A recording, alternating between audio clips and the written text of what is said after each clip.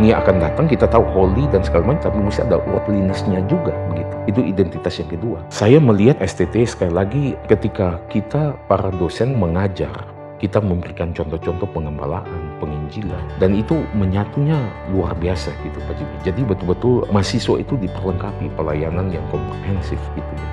Lalu satu kali pendeta Stephen Tong ya, di Surabaya, saya posisi Surabaya, saya alumni dari Petra, juga dosen di situ. Lalu satu kali Pak Tong bilang, saudara-saudara, itu sarjana teologi, sarjana insinyur elektro. Dulu kami kan insinyur, pakai insinyur. Lalu Pak Tong bilang, saudara sarjana teologi, itu pengetahuan tentang Allah, ini lebih tinggi daripada semua sarjana yang lain. Dalam hati saya, enak aja. Kita dari IPA ini ya, rasa ini tinggi loh. IPS itu di bawah, ekonomi lah apa. Ini IPA teknik loh, gitu kan. Nah, tapi Pak Jimmy ya, setelah saya ikut STRIS, Sekolah Teologi Kaum Awam Reform yang ada di Surabaya, wah itu saya kaget setengah mati. Itu teologi itu begitu dalam, begitu luas. Saya bilang, Tuhan saya minta ampun, saya sudah ngenyek gitu ya, mencela apa yang Pak Tong sampaikan itu.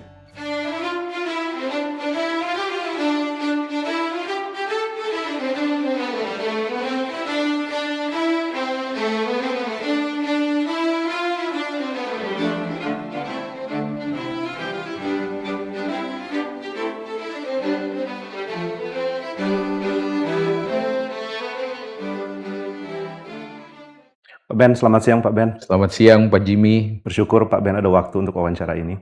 Ya, terima kasih Pak Jimmy atas waktunya. Pak Ben, saya kepikir apa yang kemarin Pak Ben sempat bahas dari kutipan Christian Blumhardt ya. Oh iya. Orang Kristen itu punya dua kali pertobatan. Yang pertama natural ke spiritual, terus dari spiritual ke natural. Natural ke spiritual kita gampang ngertinya. Dari spiritual ke natural tuh gimana Pak Ben? Iya. Jadi Pak Jim, kalau saya melihat pada dasarnya ya, saya setuju dengan Christian Blumhardt, sebetulnya itu dikutip oleh Herman Bavinck ya. Jadi dari natural ke spiritual itu artinya asumsinya kita kan manusia berdosa.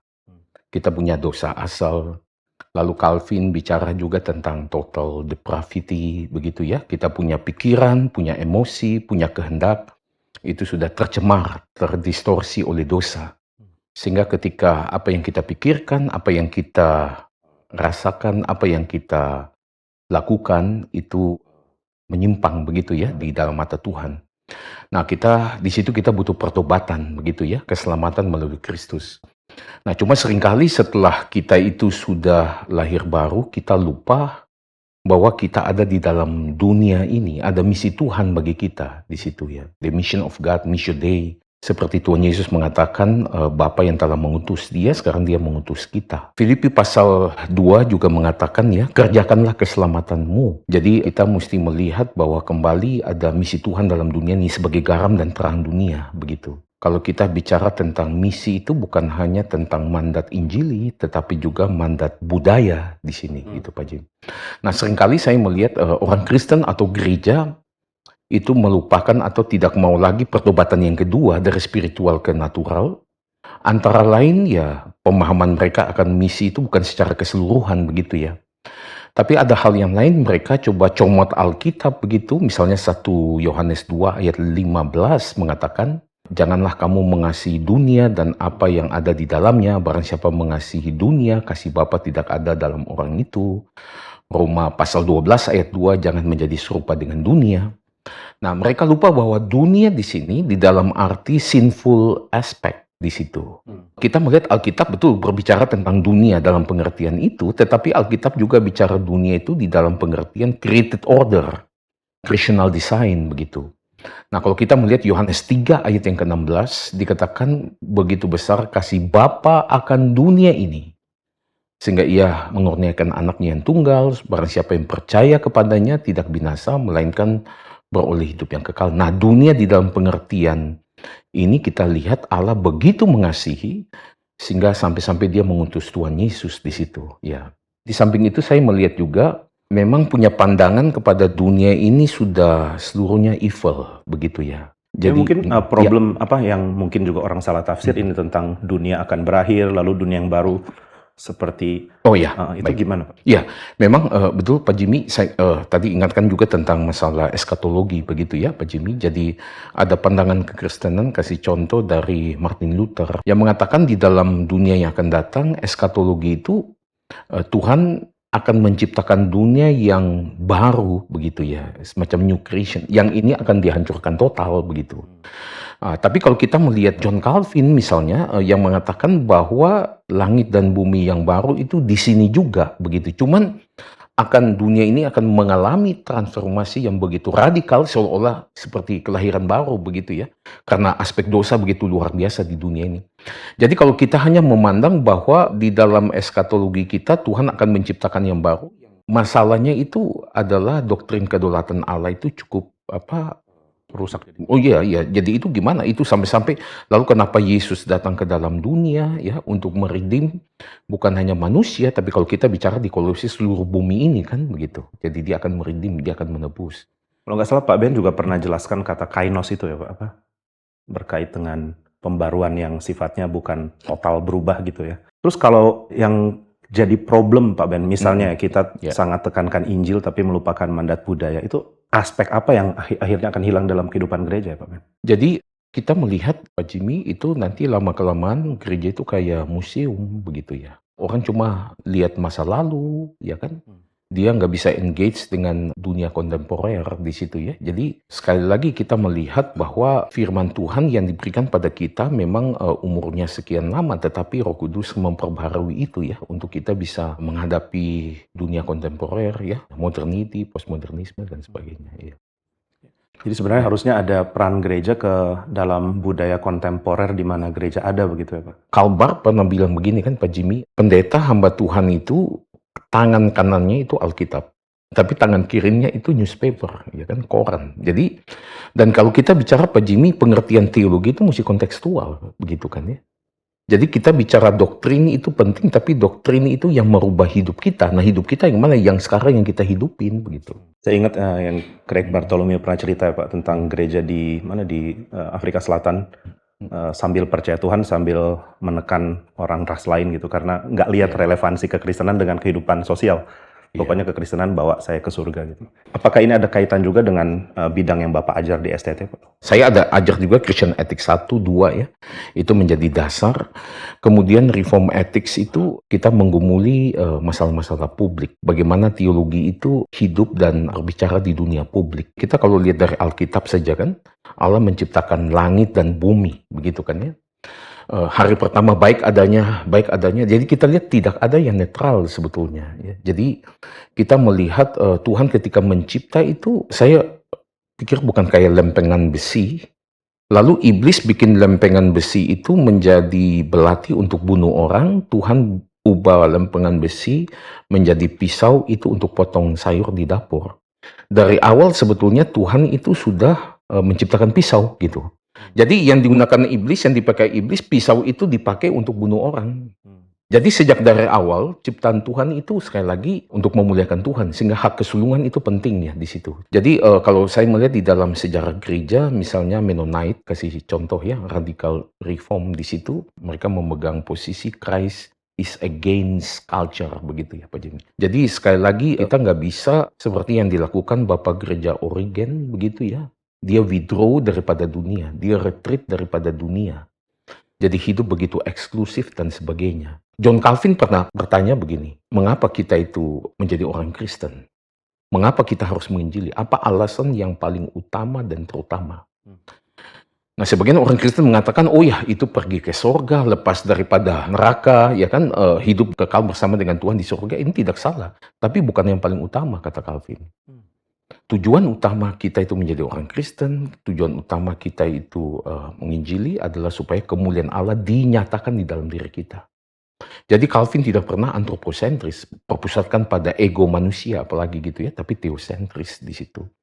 Nah kalau kita lihat di dalam Shorter Catechism daripada Westminster Confession of Faith, di situ dikatakan what is the chief end of man. Ya? The chief end of man is to glorify God and to enjoy Him forever. Ya. Tapi problemnya kadang-kadang ini bisa ditafsir kemana-mana ya sama gereja. Maksudnya memuliakan Tuhan justru artinya saya against dunia lah atau saya eksklusif. Saya lihat begini, Pak Jimmy ya, kita melihat dosa itu bukan hanya paraptoma, transgression, ya, rebels, itu dosa, membunuh, mencuri. Tapi dosa kita ambil saja Efesus pasal 2 ayat 1 ya, dua macam dosa ini muncul, paraptoma dan juga hamartia. Nah, hamartia ini kan miss the target. Hamartia itu artinya target Tuhan itu seperti ini, lalu kita miss begitu ya. Jadi Tuhan mau kita mencapai satu level kebaikan dalam standar dia, kita nggak mencapai itu, kita sudah buat dosa. Bagi Agustinus sebetulnya dia definisikan dosa, dosa adalah kehilangan kemuliaan Allah. Nah, kehilangan kemuliaan Allah ini bukan hanya sekedar berbuat jahat begitu, tetapi juga ketika tidak berbuat baik begitu. Dosa pembiaran di sini ya, sin of omission di sini. Jadi gereja-gereja yang mencoba untuk begitu eksklusif begitu ya, yang tadi kembali kepada Christian Blumhardt, jadi hanya pertobatan yang pertama dia berhenti di situ. Dia tidak lanjutkan kepada pertobatan yang kedua, dari spiritual itu mesti ke natural di situ. Itu sebenarnya masuk ke kategori hamartia sebenarnya. Masuk, target. yes. Kalau saya melihat di situ, kalau dia nggak masuk di situ, Pak ya. Jadi, ya. Nah, dari sekian banyak tadi kan Pak Ben kutip beberapa teolog yang paling banyak beri pengaruh ke Pak Ben itu teolog siapa, Pak Ben? Teologi saya Reform Injili, bicara tentang Reform John Calvin. Terus terang, tentunya Agustinus kita juga hutang itu semua ya, tapi kembali Calvin ketika kita bicara, ya ada hal-hal dari Agustinus yang kita juga nggak setuju. Calvin juga to some extent begitu ya, kalau kita bicara sampai di publik begitu ya. Jadi selain Calvin, saya Abraham Kuyper, ya, Kuyper. Patong juga memberikan influence bicara tentang teologi, apalagi kalau kita bicara Injili, wah itu saya betul-betul murid Patong, sekalipun mungkin Patong belum tentu mengakui saya murid dia. Saya betul-betul belajar penginjilan itu dari Patong ya. Jadi bagaimana teologi saja tidak cukup begitu ya, tapi kita mesti ada semangat Injili di situ, dua ini mesti jalan. Salah satu yang mungkin cukup berkesan bagi Pak Ben itu kakek regional mungkin ya Pak? Ya, karena beberapa kali Pak Ben sharing itu. Jadi ketika saya baru selesai waktu itu PhD dari Boston College ya, lalu saya dipercayakan untuk jadi gembala sidang di salah satu gereja cabang Reform begitu. Terus terang saya pada saat itu punya pemikiran kan, saya ngajar di STT ya kan, knowledge transfer selesailah begitu. Nah ternyata Patong menekankan kepada kita Efesus 4 ayat 11 ya, dan kita bisa lanjutkan ayat 12 juga, bahwa hamba Tuhan itu sekali lagi bukan hanya cuma menginjili, mengajar, tapi juga menggembala. Tiga ini mesti sama-sama ya. Nah dari situ saya punya pengalaman pertama tuh ke Kutai Timur ya. Jadi kita tiba di Balikpapan, lalu ke Samarinda kira-kira 2 jaman waktu itu ya. Nah dari Samarinda ke Kutai Timur kira-kira 8 jam dengan mobil, kita overnight lah, jalan overnight. Jadi sampai di situ singkat cerita saya ada pendeta Lim Kok Han, saya bilang Pak Kok Han, jangan kasih saya yang anak SD ya, saya mesti SMP, SMA puji Tuhan ya, paling sedikit SMP. Dia bilang oke Pak Ben, saya kemudian dikasih 1 pagi jam 7. Itu perjalanan 1,5 jam dari situ lagi. Jadi sampai di situ anak SD 400 orang loh. Anak SD loh. Waduh, itu waktu itu di open air ya, di luar begitu kan, kumpul di halaman begitu ya. Pagi-pagi kan udara baik dan bagus. Lalu saya khotbah, waduh saya lihat itu semata-mata anugerah Tuhan. Saya bicara, setahu saya untuk anak-anak ini nggak bisa gitu kan. Ini my first time, my first experience. Ada kutip Kuyper di situ. Jadi ketika saya khotbah, kok bisa diam? Memang ada guru-guru yang awasi juga ya, 400-an orang gitu ya. Wah itu pengalaman pertama, lalu kemudian hari Selasa, Kamis, Jumat, setelah itu kan pergi ke tempat lain lagi gitu kan ya. Jadi 4-5 sesi itu 1 hari begitu ya, sampai hari Jumat selesai. Waduh, jadi Pak Jimmy saya ketika pulang itu ya, waktu dengan pesawat balik ke Jakarta, 2 jaman kalau nggak salah. Saya di pesawat itu menangis, nggak stop loh. Jadi aduh saya punya sukacita itu, saya bilang Tuhan ini selama ini nih saya menyanyiakan waktu saya begitu. Padahal ini penginjilan merupakan isi hati Tuhan ya, bagaimana jiwa begitu berharga dan sebagainya gitu loh. Jadi anak-anak itu ya punya muka, kan saya selalu altar calling juga, khususnya SMP SMA ya. Jadi saya lihat aduh Tuhan juga berikan kekuatan bagi kita, encourage kita gitu ya, ada yang meresponi dan sebagainya. Wah dari situ saya bilang, ini KKR regional nih sangat-sangat penting di situ. Nah setelah itu Pak Jimmy satu kali saya ke Korea Selatan ya, di kota Seoul. Itu ada kita meeting dengan Chongsin University di sana. Sinode yang juga kita ada kerjasama setelah itu ya, tapi waktu itu masih belum. Nah, saya punya teman, itu Pak Jimmy namanya Syok Chae, orang Korea, saya lupa dia punya marga. Lee atau Kim, kira-kira ada Kira-kira daerah situ. itulah. Nah, saya ketika di Korea itu Seoul, kota Seoul, saya cari dia. Karena papanya salah satu sebelumnya moderator ya, ketua sinode daripada sinode yang paling gede di situ. Wah, saya ketemu dengan dia. Dia baru selesai DHD dari Trinity Evangelical Divinity School. Saya bilang, "You pelayanannya apa?" "Oh, masih belum." "Loh, ngapain sekarang?" "Lagi belajar bahasa Kazakhstan, sudah 1 tahun." Jadi setelah itu dia akan pergi jadi misionari di Kazakhstan 5 tahun dulu, Pak Jimmy. Setelah 5 tahun, baru bisa balik di Korea. Bisa jadi gembala sidang, bisa ngajar di Chongsin Theological School di situ.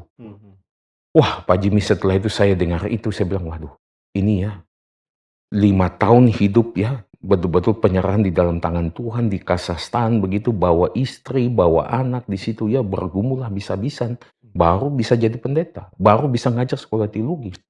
Saat itu saya bilang, kita nih siapa gitu loh. Dilayakkan Tuhan untuk ngajar, untuk mempersiapkan calon hamba Tuhan dan seterusnya, dan juga khotbah untuk jemaat. Nah, di situ Pak Jimmy saya melihat KKR regional ini sangat penting sekali, pertama-tama mencintai, menghargai jiwa. Kita mengalami kuasa Tuhan di dalam penginjilan itu ya. Ada kalimat patong begini, penyertaan Tuhan begitu luar biasa, Matius 28 di situ ya.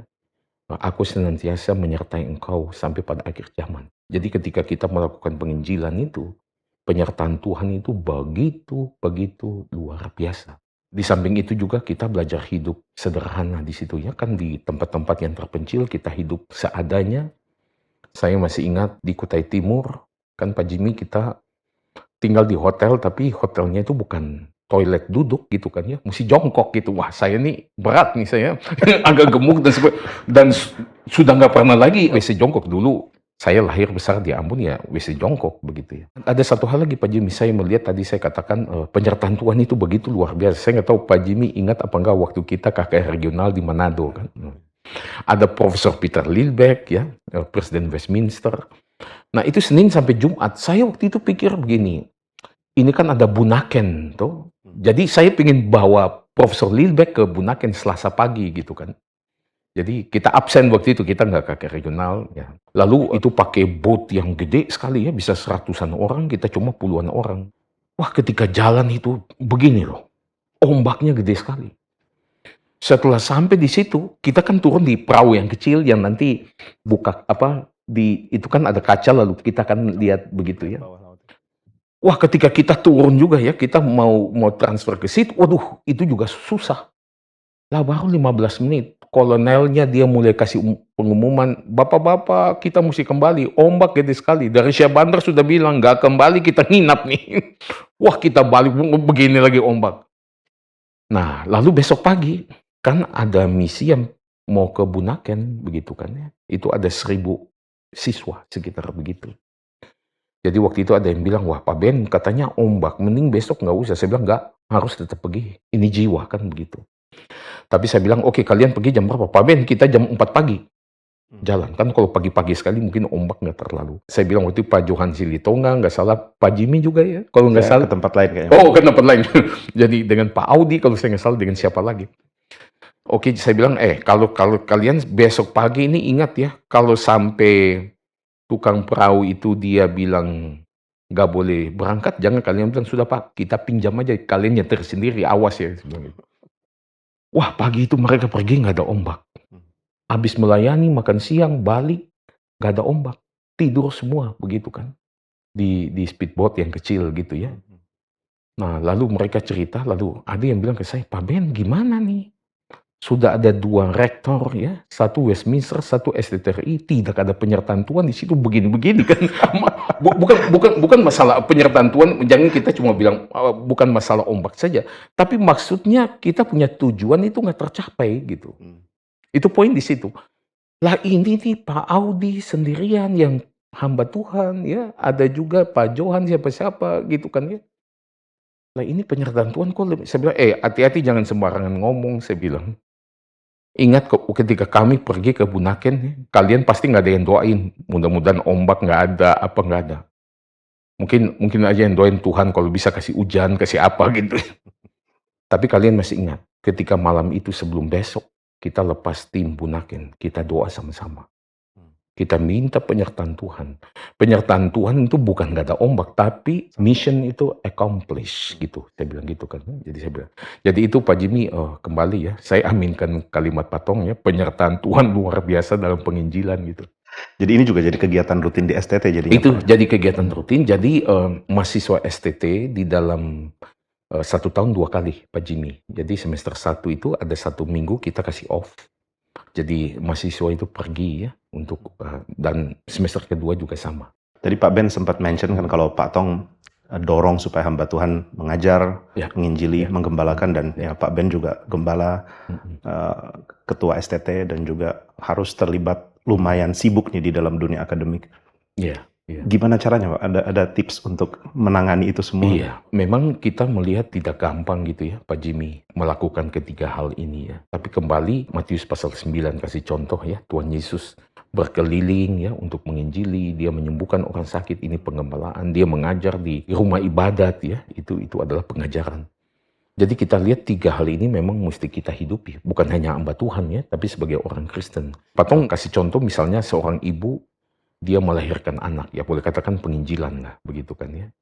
Lalu anak itu kemudian sakit, butuh pengobatan, ya kan, butuh makanan, ini kan pengembalaan di situ ya.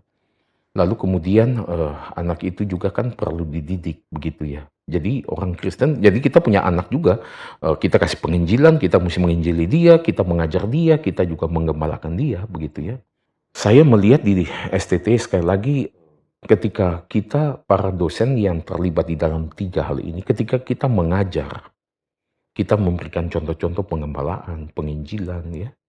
Dan itu menyatunya luar biasa gitu Pak Jimmy. Jadi betul-betul mahasiswa itu diperlengkapi betul-betul. Kalau saya katakan pelayanan yang komprehensif gitu ya. Memang begini, pada akhirnya nanti kita akan mempunyai salah satu yang menonjol kan gitu Pak Jimmy.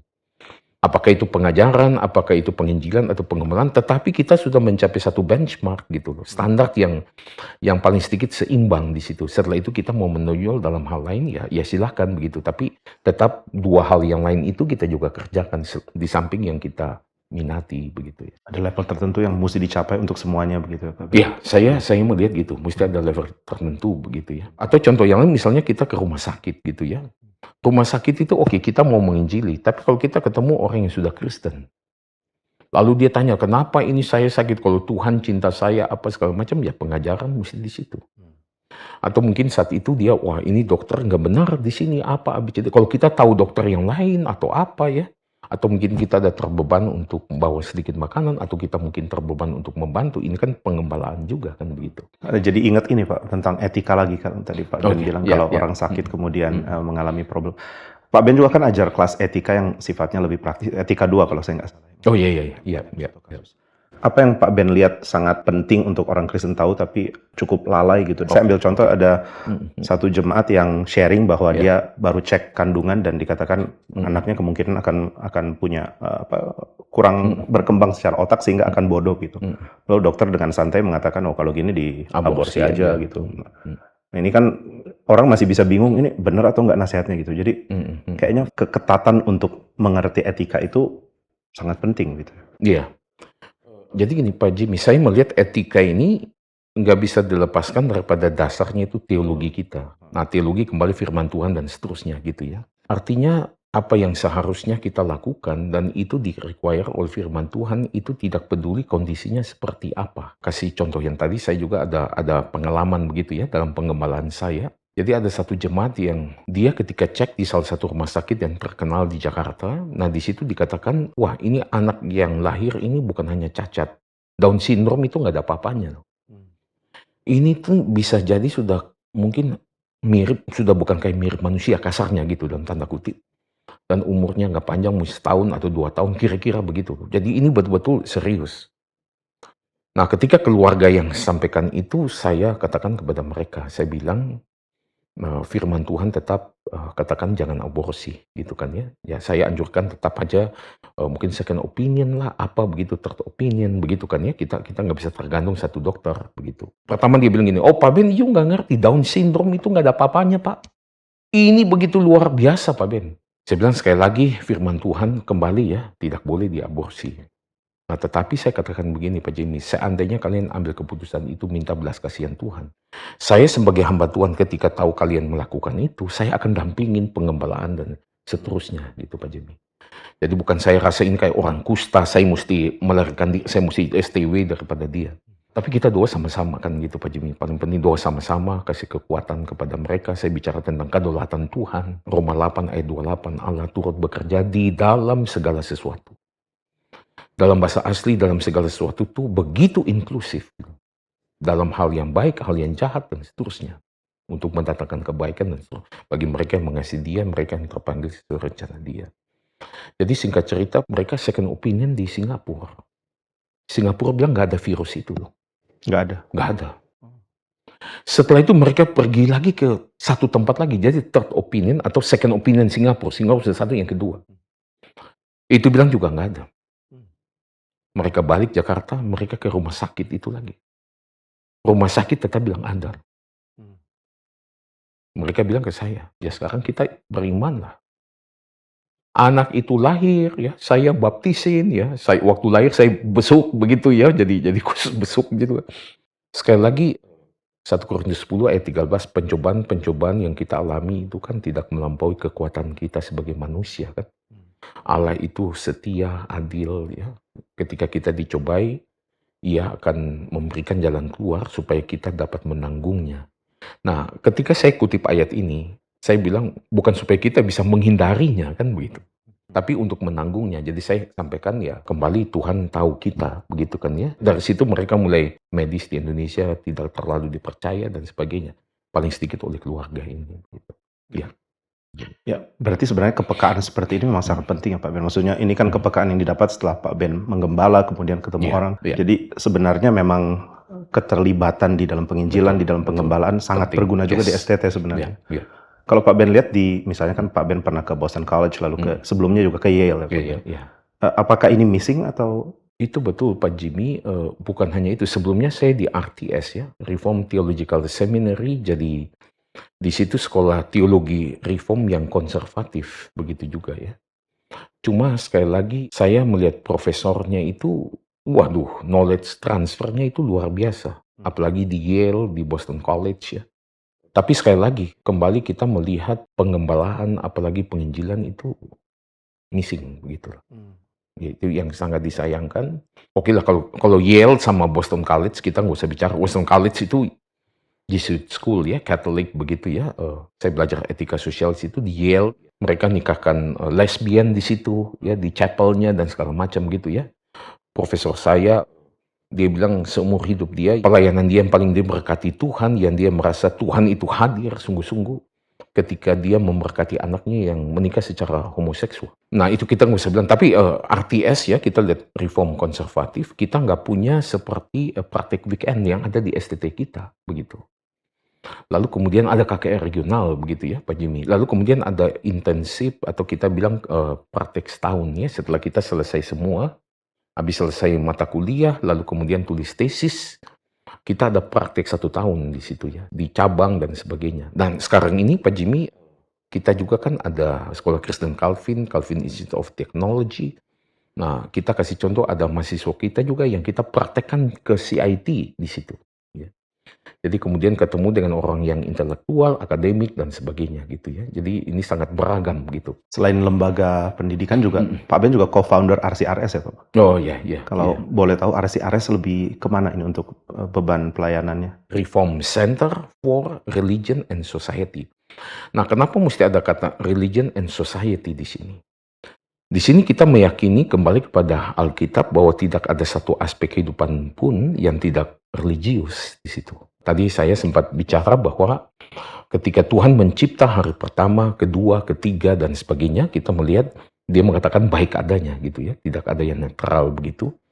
Lalu Abraham Kuyper juga mengatakan tidak ada satu inci pun dalam kehidupan manusia yang di mana Yesus tidak mengatakan it is mine gitu ya, punya saya begitu. Jadi kita melihat peran orang Kristen di dalam mandat budaya ini ya sebetulnya RCRS itu lebih ke arah mandat budaya gitu Pak Jimmy. Jadi kita upayakan supaya ketuhanan Kristus itu ada di segala aspek kehidupan kita. Bapak Gereja Agustinus ketika dia bicara tentang hak kesulungan, merebut hak kesulungan, kan begitu ya. Maksudnya ini Tuhan sudah cipta ya, kemudian setan obrak-abrik begitu ya. Nah sekarang kita mesti merebut hak kesulungan. Jadi kalau kita lihat ada tanah yang sertifikat itu punya satu orang. Ini hak miliknya dia. Ada preman di situ ya, yang tinggal juga dia pajakin begitu ya. Jadi dia menduduki ini mirip setan lagi dudukin dunia kan begitu. Nah Tuhan bilang ini mesti kembalikan hak milik itu kepada Tuhan begitu ya. Jadi menarik Agustinus ketika dia bahas di dalam kitab Keluaran, dia bilang ketika bangsa Israel itu kan ketika mau meninggalkan Mesir ya, lalu ada kalimat kan Pak Jimmy, orang Mesir kasih emas ya untuk Israel, lalu ada kalimat Israel merampas. Nah Agustinus mengatakan ya itu kita mesti merampas kayak begitu. Saudara jangan pikir merampas itu kejahatan. Israel itu 400-an tahun loh dalam perbudakan, itu haknya mereka loh gitu. Dan dia pakai istilah merampas itu ya. Jadi itu saya melihat religion and society, tapi kemudian reform center. Jadi dipandang dari teologi reform. Kalau saya pakai istilah garam dan terang dunia, begitu ya. Kalau kita bicara garam dan terang, ya, identitas yang pertama itu kan suci, holiness. Ya. Jadi artinya kalau saya pakai istilah Ernst Toils punya istilah itu otherworldly orientation, gitu kan. Kita kudus, kita nggak sama dengan dunia. Eklesia, gereja kan artinya dipanggil keluar, ya kan. Lalu kemudian kita lihat kata kudus, kadesh, ya, to set apart, begitu ya, mesti pisah, begitu kan ya. Nah, tetapi garam dan terang dunia ini punya identitas yang kedua itu adalah worldliness. Ya, worldliness. Jadi worldliness dalam arti ya kita kembali ini kalau Toils pakai istilah inner worldly orientation. Jadi kembali kita melihat orang reform ini, oke kita identitas kita sudah clear dulu. Kembali ke Christian Blumhardt tadi Pak Jimmy ya, artinya pertobatan pertama setelah itu mesti pertobatan kedua. Ini juga sama dua identitas itu kan.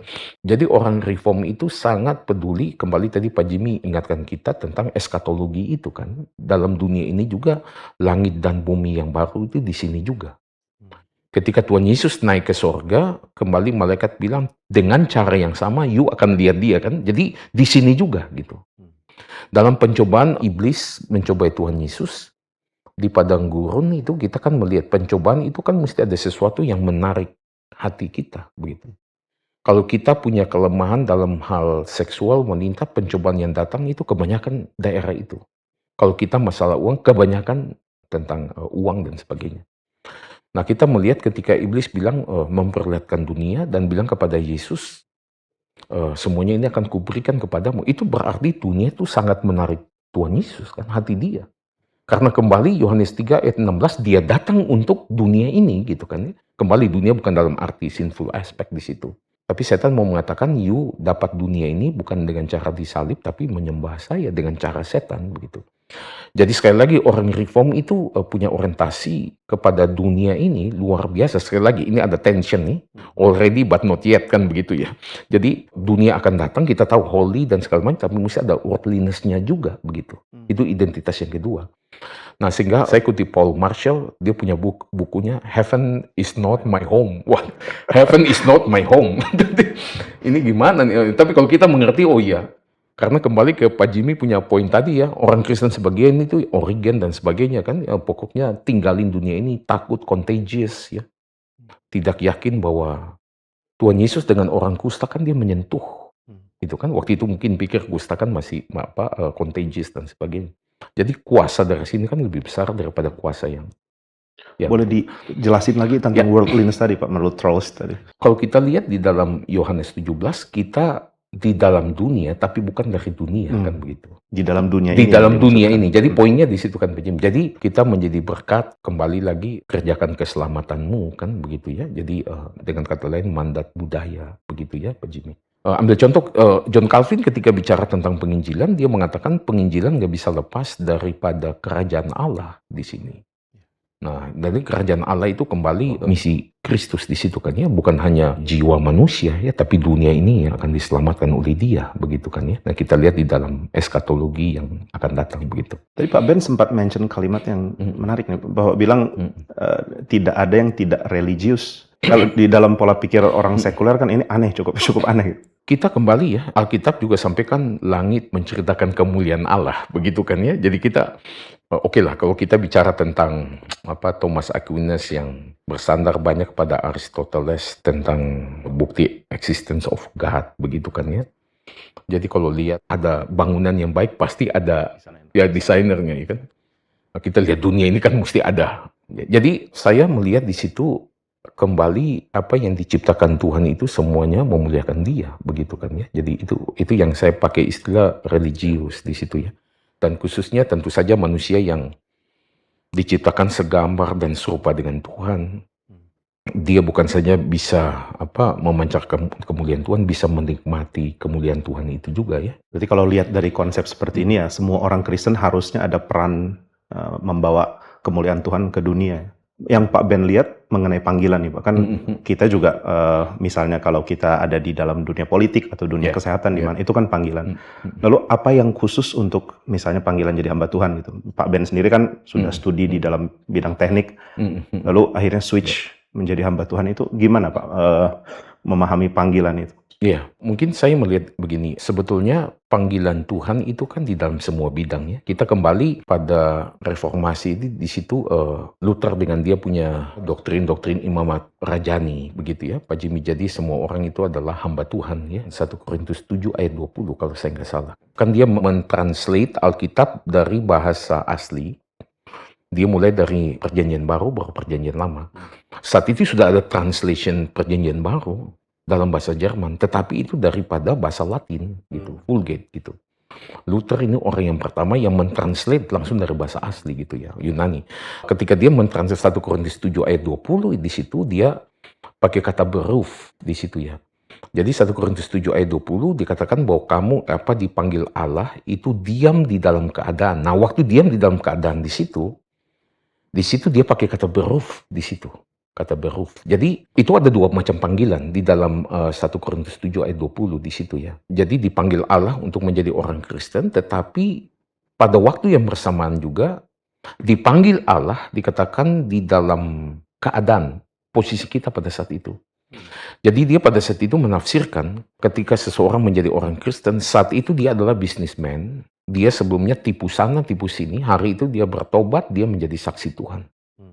Dia seorang politisi juga sama. Bukan hanya itu, tapi dia seorang bapak. Saat itu mungkin abuse anak, ya, pukul istri dan sebagainya begitu. Ketika dia menjadi orang Kristen di situ, dia mesti juga dipanggil pada saat itu untuk menjadi stop abuse anak begitu ya dan sebagainya. Nah, menarik dia pakai kata beruf di situ. Beruf dalam bahasa Jerman itu adalah jabatan sorgawi. Jabatan gerejawi, sorry Pak. Gerejawi, ya. Jadi itu adalah hamba Tuhan. Jadi dia mau mengatakan pada saat itu kan dikotomi antara sakral dan sekular. Jadi kalau misalnya anaknya jadi imam, ya, jadi pendeta, orang tuanya bangga minta ampun. Tapi kalau jadi businessman, ya politisi, ya orang kayak look down begitulah. Nah, menarik setelah dia sampaikan itu, Luther mau katakan ya semua panggilan itu adalah dari Tuhan begitu ya, untuk memuliakan Tuhan gitu. Jadi tidak ada lagi dikotomi antara sakral dan sekular, dan seolah orang Kristen dalam dunia ini, dia baptis dunia ini, sehingga dunia ini jadi biara begitu ya. Sehingga barang siapapun ada dalam dunia ini, dia adalah hamba Tuhan begitu. Kembali kita mesti pahami pada awalnya bahwa semua panggilan itu dari Tuhan bisa memuliakan Tuhan di dalam setiap aspek kita. Tapi kemudian kembali kita melihat Tuhan panggil untuk di gereja full time dipakai oleh Dia dan seterusnya. Nah, itu yang saya rasakan begitu Pak Jimmy ya. Jadi saya waktu itu dosen teknik elektro malah ya di Petra ya, sudah disiapin mau studi lanjut di luar negeri dan sebagainya. Kemudian saya melihat Tuhan panggil saya melalui KKR Pendeta Stephen Tong, lalu kemudian di follow up juga ada yang mendampingi saya, ya, Pak Andi Halim, Ibu Magdalena Pranata yang ada di Petra.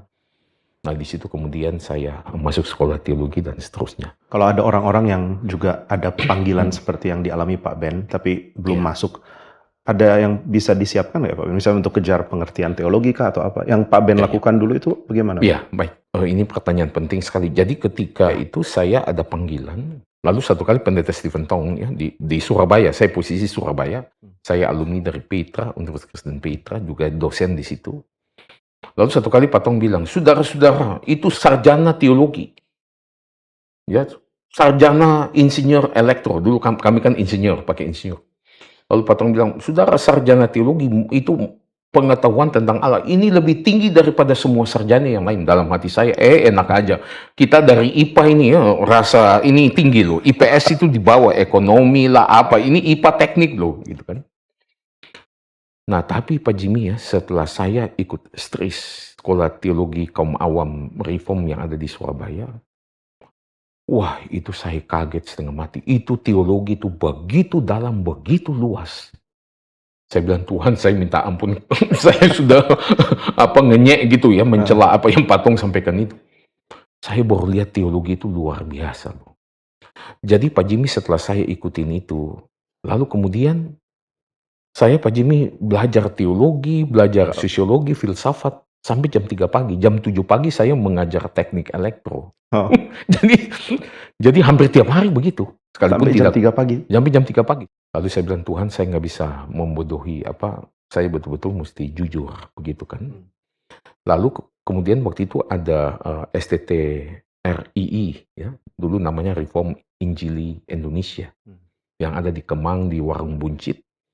Saya ambil beberapa mata kuliah, saya masih ingat Pak Tong ngajar, Profesor Likin Ang, Pak Paul Hidayat ya, kelas intensif begitu, waktu summer begitu ya, 3-4 mata kuliah. Jadi setelah saya ambil lagi, waduh saya rasa juga, saya yang tanya mungkin yang paling banyak, yang paling di kelas Pak Tong ya. Dia mulai tertarik, lalu mulai bicara apa, ya sudah saya langsung berangkat studi MA dalam Theological Studies di Reform Theological Seminary ya. Sangat ini ya Pak, sangat berat juga perjuangannya untuk ngerti teologi sebenarnya. Iya, iya. Oke Pak, pertanyaan yang paling akhir Pak. Ya, silakan. Kalau misalnya orang tergerak untuk akhirnya studi di STTRI, Ya. kemudian mulai melihat pentingnya dia berbagian menjadi hamba Tuhan mungkin di dalam gerakan ini gitu ya. Ada pengenalan khusus lain lagi nggak Pak? Misalnya pengenalan tentang gerakan kah, atau misalnya harus terlibat dulu di GRI kah, atau sebenarnya ya langsung coba apply aja gitu, atau STT kami ini kan terbuka untuk semua sinode, semua gereja, begitu kan ya. Jadi untuk diterima itu memang ada beberapa persyaratan. Pertama dia mesti apply dulu ya, mengisi application form begitu kan ya. Lalu kemudian di situ juga ada satu halaman kesaksian, pertobatan, lalu yang kedua kesaksian panggilan sebagai hamba Tuhan full timer. Lalu ada rekomendasi begitu ya. Pak Jimmy itu dari pendetanya, dari temannya, dari apa-apa gitu, itu ada 3 rekomendasi. Memang ada ujian begitu ya. Untuk STH itu kita tidak ada persyaratan TOEFL. Tapi untuk S2 memang kita ada persyaratan itu 500. Jadi bisa ambil di beberapa tempat kursus yang ada di Jakarta juga oke. Tapi kalau TOEFL-nya tidak mencukupi, kita bisa terima itu dengan condition gitu ya. Kita bisa minta ambil mata kuliah nggak terlalu banyak, kita siapin tutorial dalam bahasa Inggris gitu, bagi menjadi mempersiapkan. Kenapa kita ada persyaratan itu khususnya untuk S2? Karena literatur kan dalam bahasa Inggris masih cukup banyak.